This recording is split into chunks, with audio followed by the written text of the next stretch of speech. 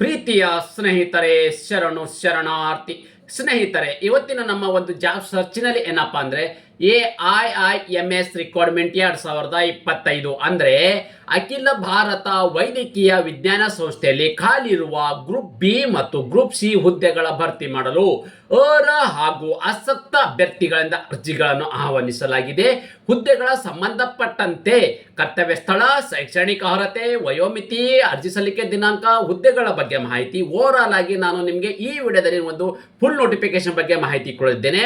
ಈ ವಿಡಿಯೋನ ಸ್ಕಿಪ್ ಮಾಡದೆ ಕೊನೆ ತನಕ ನೋಡಿ. ಅದರ ಜೊತೆಗೆ ನಮ್ಮ ಯೂಟ್ಯೂಬ್ ಚಾನಲ್ಗೆ ಮೊದಲ ಬಾರಿ ಭೇಟಿ ನೀಡಿದರೆ ಸಬ್ಸ್ಕ್ರೈಬರ್ ಜೊತೆಗೆ ಬೆಲ್ ಐಕನ್ ಕ್ಲಿಕ್ ಮಾಡೋದನ್ನ ಮರೆಯಬೇಡಿ. ಯಾಕಪ್ಪ ಅಂದ್ರೆ ಪ್ರತಿನಿತ್ಯ ನಾವು ಕೇಂದ್ರ ಸರ್ಕಾರ ಮತ್ತು ರಾಜ್ಯ ಸರ್ಕಾರದ ಹೊಸ ಉದ್ಯೋಗ ಮಾಹಿತಿ ಕೊಡೋದ್ರಿಂದ ನಾವು ಕೊಡ್ತಕ್ಕಂಥ ಒಂದು ಉದ್ಯೋಗ ಮಾಹಿತಿ ನಿಮಗೆ ಯಾವುದೂ ಕೂಡ ಮಿಸ್ ಆಗದೆ ನೋಟಿಫಿಕೇಶನ್ ಬರಲಿದೆ. ಅದೇ ರೀತಿ ಈಗ ನಾವು ಕುಲಂಕುಷವಾಗಿ ನೋಟಿಫಿಕೇಶನ್ ಬಗ್ಗೆ ಮಾಹಿತಿ ನೋಡ್ತಾ ಹೋಗೋಣ ಬನ್ನಿ. ಮೊದಲದಾಗಿ ನಾವು ತಾವುಗಳಲ್ಲಿ ಗಮನಿಸ್ತಾ ಇದ್ದೀರಿ AIIMS ರಿಕ್ವೈರ್ಮೆಂಟ್ 2025 ವೇಕೆನ್ಸಿ ವೈಸ್ ನಾವು ಡೀಟೇಲ್ಸ್ ಅನ್ನು ನೋಡೋದಾದ್ರೆ ತಾವುಗಳಲ್ಲಿ ಗಮನಿಸಬಹುದು. ಹುದ್ದೆಗಳು ಯಾವ ಹುದ್ದೆಗಳ ಅರ್ಜಿಗಳನ್ನು ಆಹ್ವಾನಿಸಲಾಗಿದೆ ಅಪ್ಪ ಅಂದ್ರೆ ಅಸಿಸ್ಟೆಂಟ್ ಮತ್ತು ಡಿಸಿಗ್ನೇಷನ್ ಇರ್ತಕ್ಕಂಥದ್ದು, ಆದ್ಮೇಲೆ ಡೆಸಿಗ್ನೇಷನ್ ಮತ್ತು ವಾರ್ಡನ್ ಅಸಿಸ್ಟೆಂಟ್ ಇರ್ತಕ್ಕಂಥದ್ದು, ಅಡ್ಮಿನಿಸ್ಟ್ರೇಟಿವ್ ಆಫೀಸರ್ ಹುದ್ದೆಗಳು ಇರ್ತಕ್ಕಂಥದ್ದು, ಜೂನಿಯರ್ ಅಡ್ಮಿನಿಸ್ಟ್ರೇಟಿವ್ ಇರ್ತಕ್ಕಂಥ ಆಫೀಸರ್ ಇರ್ತಕ್ಕಂಥ ಹುದ್ದೆಗಳು ತಾವುಗಳಲ್ಲಿ ಗಮನಿಸ್ತಾ ಇದ್ದೀರಿ. ಓಕೆ, ಆಫೀಸರ್ ಮತ್ತು ಅಸೋಸಿಯೇಟ್ ಇರ್ತಕ್ಕಂಥ ಹುದ್ದೆಗಳು ಇರ್ತಕ್ಕಂಥದ್ದು, ಜೂನಿಯರ್ ಅಡ್ಮಿನಿಸ್ಟ್ರೇಟರ್ ಇರ್ತಕ್ಕಂಥ ಹುದ್ದೆಗಳಾಗಿದೆ. ಅದೇ ರೀತಿ LCDC ಅಂದ್ರೆ upper division clerk, civil administrative assistant ಇರ್ತಕ್ಕಂಥದ್ದು, ಅಸಿಸ್ಟೆಂಟ್ ಸೀನಿಯರ್ ಸಿವಿಲ್ ಇಂಜಿನಿಯರಿಂಗ್ ಇರ್ತಕ್ಕಂಥದ್ದು, ಎಲೆಕ್ಟ್ರಿಕಲ್ ಅಸಿಸ್ಟೆಂಟ್ ಸೀನಿಯರ್ ಇಂಜಿನಿಯರ್ ಇರ್ತಕ್ಕಂಥದ್ದು ಅಂದ್ರೆ ACR and R ಇರ್ತಕ್ಕಂಥದ್ದು, ಜೂನಿಯರ್ ಇಂಜಿನಿಯರ್ ಇರ್ತಕ್ಕಂಥದ್ದು, ಜೂನಿಯರ್ ಇಂಜಿನಿಯರ್ ಮೆಕ್ಯಾನಿಕಲ್ ಇಂಜಿನಿಯರ್ ಇರ್ತಕ್ಕಂಥದ್ದು, ಆಡಿಯಾಲಜಿಸ್ಟ್ ಇರ್ತಕ್ಕಂಥದ್ದು, ಸ್ವಿಚ್ ಥೆರಪಿಸ್ಟ್ ಇರ್ತಕ್ಕಂಥದ್ದು, ಟೆಕ್ನಿಕಲ್ ಅಸಿಸ್ಟೆಂಟ್ ಇರ್ತಕ್ಕಂಥವ್ರು ಆಗಿರ್ಬೋದು. ಅದೇ ರೀತಿ ಟೆಕ್ನಿಕಲ್ ಅಸಿಸ್ಟೆಂಟ್ ಮತ್ತು ಎಲೆಕ್ಟ್ರಿಷಿಯನ್ ಆಗಿರ್ತಕ್ಕಂಥದ್ದು, ಲೈನ್ ಮ್ಯಾನ್ ಆಗಿರ್ತಕ್ಕಂಥದ್ದು, electrical wireman, gas officer ಇರ್ತಕ್ಕಂಥದ್ದು, manager, supervisor, assistant laundry supervisor, technical assistant ಮತ್ತು pharmacist grade 2, junior accounts officer, lab technician, library attender ಮತ್ತು ಗ್ರೇಡ್ 2. ಅದೇ ರೀತಿ driver, junior warden, senior nursing ಮತ್ತು officer, staff nurse grade 1, junior Hindi translator, yoga instructor ಹಾಗೂ ವಿವಿಧ ಹುದ್ದೆಗಳ ಅರ್ಜಿಗಳನ್ನು ಆಹ್ವಾನಿಸಲಾಗಿದೆ. ಅಂದ್ರೆ ಇಷ್ಟೊಂದು ರೀತಿಯ ವಿವಿಧ ಹುದ್ದೆಗಳ ಅರ್ಜಿಗಳನ್ನು ಆಹ್ವಾನಿಸಲಾಗಿದೆ. ಹಾಗಾದರೆ ಆಯ್ಕೆಯಾಗಿರ್ತಕ್ಕಂಥ ಅಭ್ಯರ್ಥಿಗಳು ಕರ್ತವ್ಯ ಸ್ಥಳ ಎಲ್ಲಿಯಪ್ಪ ಅಂತಂದ್ರೆ ತಾವು ಗಮನಿಸ್ತಾ ಇದ್ರಿ, ಹುದ್ದೆಗೆ ಆಯ್ಕೆಯಾದ ಅಭ್ಯರ್ಥಿಗಳು ಭಾರತದಲ್ಲೇ ಕೆಲಸವನ್ನ ನಿರ್ವಹಿಸಬೇಕಾಗತ್ತೆ, ಕರ್ನಾಟಕ ಸೇರಿದಂತೆ. ಅದೇ ರೀತಿ ಖಾಲಿ ಇರುವ ಹುದ್ದೆಗಳ ಸಂಖ್ಯೆ ಎಷ್ಟು ಒಟ್ಟಾರೆಯಾಗಿ ಭಾರತಾದ್ಯಂತ ಒಟ್ಟು ಇಲ್ಲಿ 1383 ಹುದ್ದೆಗಳು ಕರೆದಿರ್ತಕ್ಕಂಥದ್ದು ಇದು ಭಾರತಾದ್ಯಂತ ಇರ್ತಕ್ಕಂಥ ಹುದ್ದೆಗಳಾಗಿರಲಿದೆ. ಅದೇ ರೀತಿ ಶೈಕ್ಷಣಿಕ ಅರ್ಹತೆ ಏನಾಗಿರಬೇಕು ಅಂದ್ರೆ ಈ ಒಂದು ಅಪ್ಲಿಕೇಶನ್ ಹಾಕೋ ಬಯಸುವ ಅಭ್ಯರ್ಥಿಗಳು ಯಾವೆಲ್ಲ ಒಂದು ಕ್ವಾಲಿಫಿಕೇಶನ್ ಆಗಿರ್ಬೇಕಪ್ಪ ಅಂತಂದ್ರೆ ಅಭ್ಯರ್ಥಿಗಳು ಹುದ್ದೆಗೆ ಅನುಗುಣವಾಗಿ 10ನೇ ತರಗತಿ, 12ನೇ ತರಗತಿ, ITI, ಡಿಪ್ಲೊಮಾ ಪದವಿ, ಸ್ನಾತಕೋತ್ತರ ಪದವಿ ಮತ್ತು ಶೈಕ್ಷಣಿಕ ಅರ್ಹತೆ ಹೊಂದಿರತಕ್ಕಂಥ ಅಭ್ಯರ್ಥಿಗಳು ಅಂದ್ರೆ ಇಲ್ಲಿ ನೀವು 10ನೇ ತರಗತಿ PUC ಆಗಿರ್ತಕ್ಕಂಥವ್ರು, ITI, ಡಿಪ್ಲೊಮಾ, ಇಂಜಿನಿಯರಿಂಗ್ ಪದವಿ ಅಂದ್ರೆ ನೋಡಿ ಇಲ್ಲಿ ಮೆಕ್ಯಾನಿಕಲ್ ಇರ್ತಕ್ಕಂಥವ್ರು ಇಂಜಿನಿಯರಿಂಗ್ ಇದೆ, ಸಿವಿಲ್ ಇರ್ತಕ್ಕಂಥವ್ರ ಇಲ್ಲಿ ಇಂಜಿನಿಯರಿಂಗ್ ಇರ್ತಕ್ಕಂಥವ್ರು ಇದೆ, ನರ್ಸ್ ಆಗಿರ್ತಕ್ಕಂಥವ್ರು ಇದೆ ಮತ್ತು ಇಲ್ಲಿ ಅದೇ ರೀತಿ 10ನೇ ತರಗತಿ ಇರ್ತಕ್ಕಂಥ ಹುದ್ದೆಗಳಿದಾವೆ ಮತ್ತು 12ನೇ ತರಗತಿ ಇರ್ತಕ್ಕಂಥ ಹುದ್ದೆಗಳು ITI ಪಾಸ್ ಆಗಿರ್ತಕ್ಕಂಥ ಅಭ್ಯರ್ಥಿಗಳು ಹುದ್ದೆಗೆ ಅರ್ಜಿಗಳನ್ನು ಸಲ್ಲಿಸಬಹುದಾಗಿದೆ.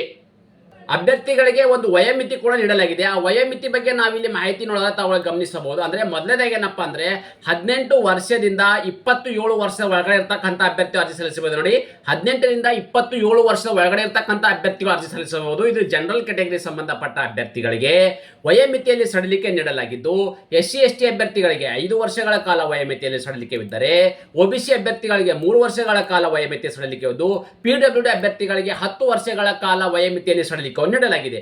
ಅದೇ ರೀತಿ ಆಯ್ಕೆಯಾಗಿರ್ತಕ್ಕಂಥ ಅಭ್ಯರ್ಥಿಗಳಿಗೆ ಪ್ರತಿ ತಿಂಗಳು ಸಿಗ್ತಕ್ಕಂಥ ವೇತನ ಎಷ್ಟಪ್ಪ ಅಂದ್ರೆ ಇಲ್ಲಿ ತಾವು ಗಮನಿಸ್ತಾ ಇದ್ದೀರಿ 18,000 ರೂಪಾಯಿ ಅನ್ನೋದೇನು ಬೇಸಿಕ್ ಇದೆ ಅಂದ್ರೆ ಮೂಲ ವೇತನ. ಅಂದ್ರೆ ಇದು SLC ಯಲ್ಲಿ ಆಗಿರ್ತಕ್ಕಂಥ ಹುದ್ದೆಗೆ ಅಂದ್ರೆ ನೀವು 10ನೇ ತರಗತಿಯಲ್ಲಿ ಪಾಸ್ ಆಗಿರ್ತಕ್ಕಂಥ ಅಭ್ಯರ್ಥಿಗಳಿಗೆ ಇರ್ತಕ್ಕಂಥ ಮೂಲ ವೇತನ.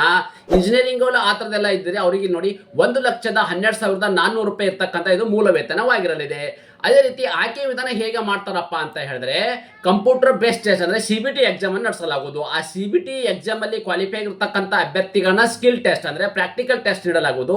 ಆ ಪ್ರಾಕ್ಟಿಕಲ್ ಟೆಸ್ಟ್ ಅಲ್ಲಿ ಕ್ವಾಲಿಫೈ ಆಗಿರ್ತಕ್ಕಂಥ ಅಭ್ಯರ್ಥಿಗಳನ್ನ ಅಂದ್ರೆ ಇಲ್ಲಿ ದಾಖಲೆ ಪರಿಶೀಲನೆ ಮಾಡ್ತಾರೆ. ಓವರ್ ಆಲ್ ಆಗಿ ಇದ್ರ ಎಲ್ಲ ರೀತಿಯಲ್ಲಿ ಕ್ವಾಲಿಫೈ ಆಗಿರ್ತಕ್ಕಂಥ ಅಭ್ಯರ್ಥಿಗಳನ್ನ ಮೆರಿಟ್ ಆಧಾರದ ಮೇಲೆ ಅಭ್ಯರ್ಥಿಗಳನ್ನ ಹುದ್ದೆಗೆ ನೇಮಕಾತಿ ಮಾಡಲಾಗುವುದು. ಅದರ ಜೊತೆಗೆ ಅಭ್ಯರ್ಥಿಗಳು ಅರ್ಜಿಗಳನ್ನ ಹೇಗೆ ಸಲ್ಲಿಸಬೇಕಪ್ಪ ಅಂದ್ರೆ ಅಭ್ಯರ್ಥಿಗಳು ಈ ಹುದ್ದೆಗೆ ಆನ್ಲೈನ್ ಮೂಲಕವೇ ಅರ್ಜಿಗಳನ್ನು ಸಲ್ಲಿಸಬೇಕು. ನೀವು ಆನ್ಲೈನ್ ಮೂಲಕ ಅರ್ಜಿ ಸಲ್ಲಿಸಬೇಕಾದ್ರೆ ಅಫಿಷಿಯಲ್ ಏನು ವೆಬ್ಸೈಟ್ ಇದೆ ಆ ಒಂದು ವೆಬ್ಸೈಟ್ ನನ್ನ ಯೂಟ್ಯೂಬ್ ಡಿಸ್ಕ್ರಿಪ್ಷನ್ ಬಾಕ್ಸ್ ಲಿಂಕ್ ಅನ್ನ ಕೊಟ್ಟಿರ್ತೀನಿ.